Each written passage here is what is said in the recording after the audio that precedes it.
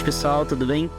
Meu nome é Fred Matos, eu sou analista de redes sociais e de SEO aqui da CRP Mango, e eu tô aqui com o Fábio, nosso especialista em mídia paga e performance e tudo, para mais um episódio do CR Pod, dessa vez aqui no encontro da CRP Mango. Tudo bem, Fábio? Tudo bem, Fred, e você, como é que tá? Também, tudo tranquilo, direto aqui da CRP House em Itatiba, e o nosso tema de hoje vai ser um tema bem interessante. A gente vai falar um pouquinho sobre performance e sobre branding, né? A gente vai falar sobre as interações entre essas duas especialidades, vamos dizer assim, e até onde pode ir de um lado, pode ir do outro, sem perder a identidade de uma marca, né? Você pode começar, Fábio? Fala um pouquinho pra gente sobre o que você enxerga nessa dualidade, o que é o branding, como é que a performance impacta.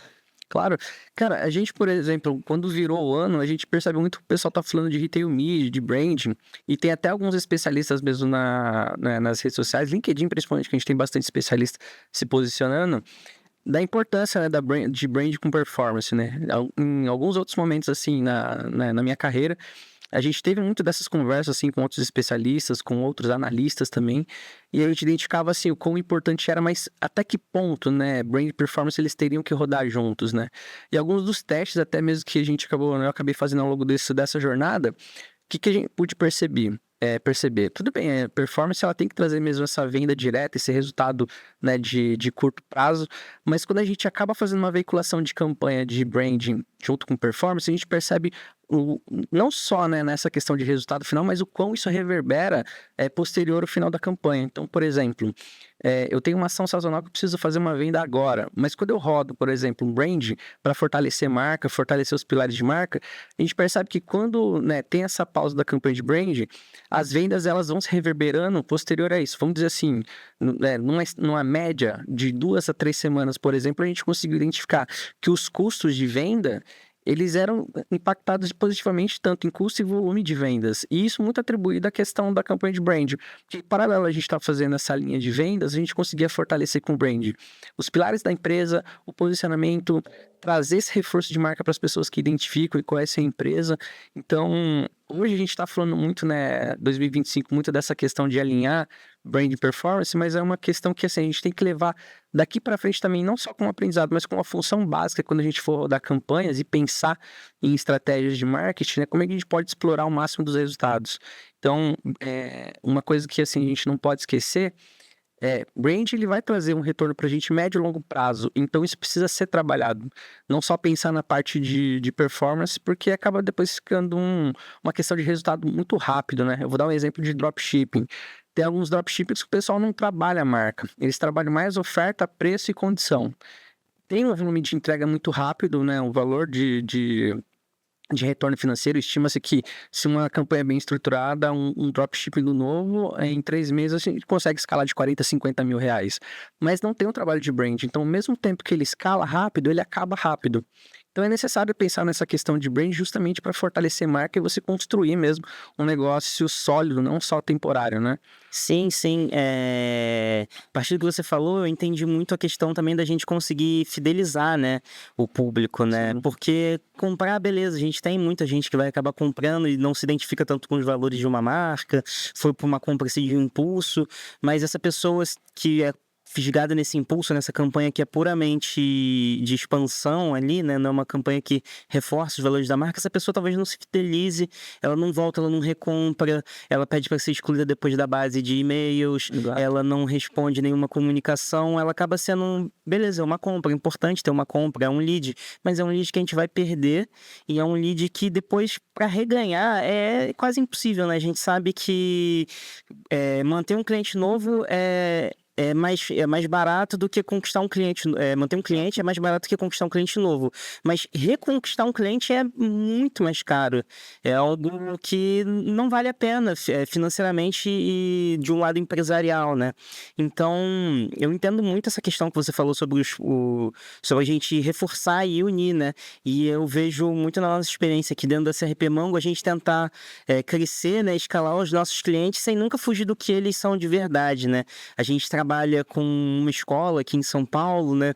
E a gente sempre coloca esse ponto em primeiro lugar, né? A gente nunca ir além do que é essa escola, né? Existiriam formas, talvez, de ter esse ganho muito rápido, mas é um ganho que vai e volta, né? Exato. Eu acho que é muito disso, né? E agora também a gente pensando, por exemplo, como o mercado ele foi desafiador de 2023 para cá, a gente pode considerar, por exemplo, tantos e tantos golpes que tiveram na internet, principalmente de pessoas que criaram lojas online e aí quando as pessoas iam comprar esse produto nunca chegou. Então, a partir disso também, as pessoas ficaram muito mais seletivas e prestaram atenção nos detalhes, né?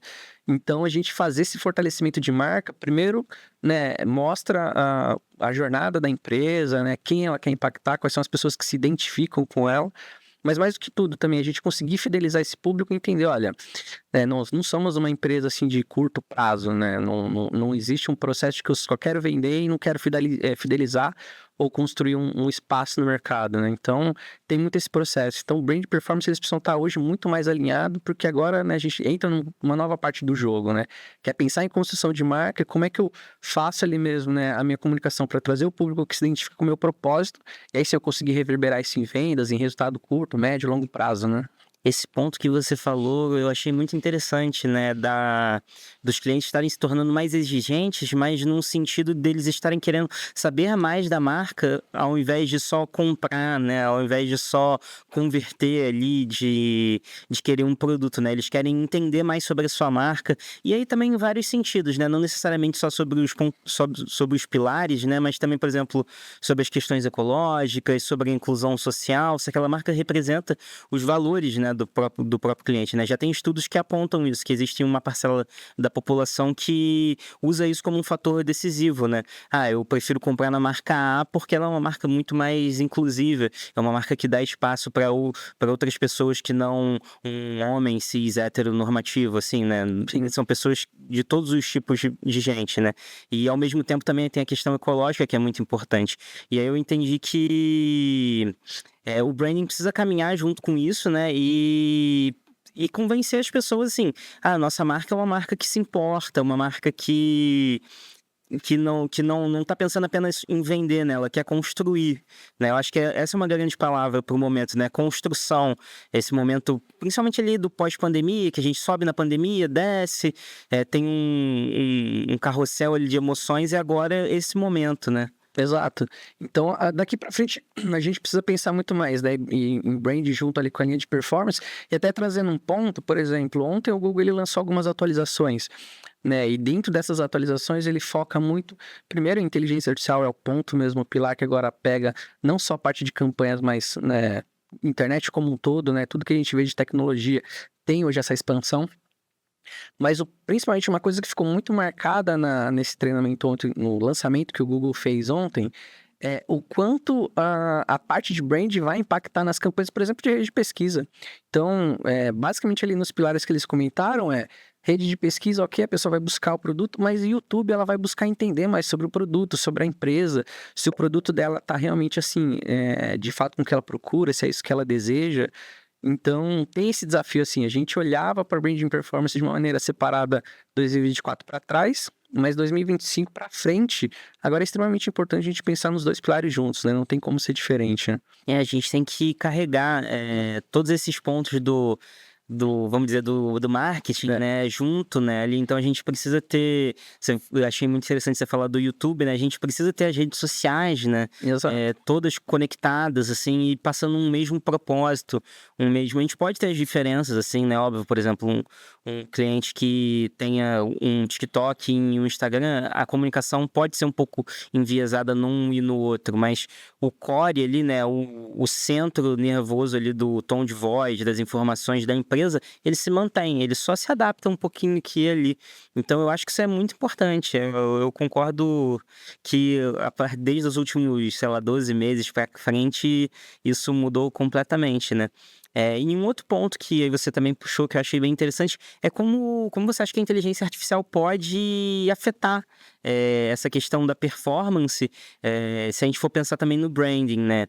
Se a inteligência artificial, ela vai talvez deixar um pouco mais fácil a gente conseguir passar essas informações, porque Vão estar nos motores de buscas informações sobre empresas, ou se, enfim, a mudança no comportamento de busca, né? As pessoas buscam já no geradores de conteúdo, né? No ChatGPT, Perplexity, no DeepSeek. Se você acha que existe alguma interação, alguma mudança a partir daí. Existe, e acho que esse é até um dos pontos para a gente começar a olhar, porque o que acontece? Hoje, se a gente faz, por exemplo, uma pesquisa no ChatGPT, liste para mim 10 empresas do setor X de produtos Y. Ele vai trazer algumas empresas ali focadas, mas ele vai levar em consideração hoje alguns parâmetros de SEO. E dentro dos parâmetros de SEO, ele leva em consideração, por exemplo, o tempo de empresa também para dizer o quão essa empresa é relevante. Até mesmo, por exemplo, se a gente fizer uma busca de determinado produto para o mercado pago, para o Mercado Livre, a gente dizer, olha, ChatGPT, procura esse produto no Mercado Livre para mim.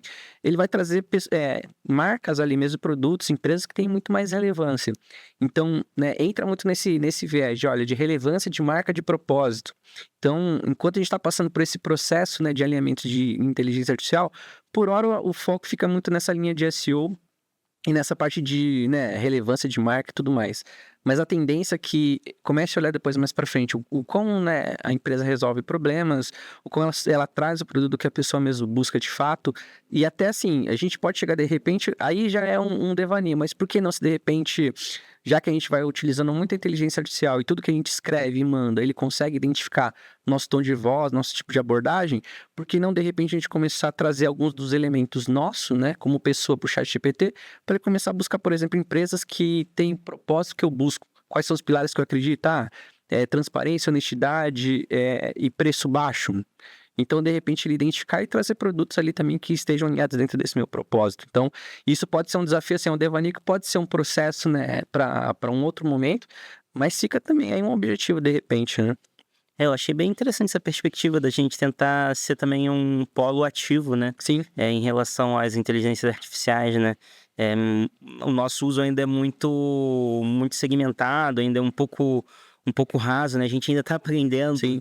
tudo que a gente pode tirar de lá. Então, acredito que esse ponto eu achei muito interessante e vamos pensar nele daqui para frente. Bom, pessoal, acho que esse foi o nosso primeiro CR Pod. Eu e o Fábio estamos participando pela primeira vez aqui no encontro da CRP Mango na CRP House. Espero que vocês tenham curtido. Bom, vou deixar a despedida com o Fábio. Meu nome é Fred Matos, sou analista de redes sociais e SEO aqui da CRP Mango. Foi bom estar com vocês. Obrigado, Fred. Bom estar com vocês também, pessoal. Tchau, tchau.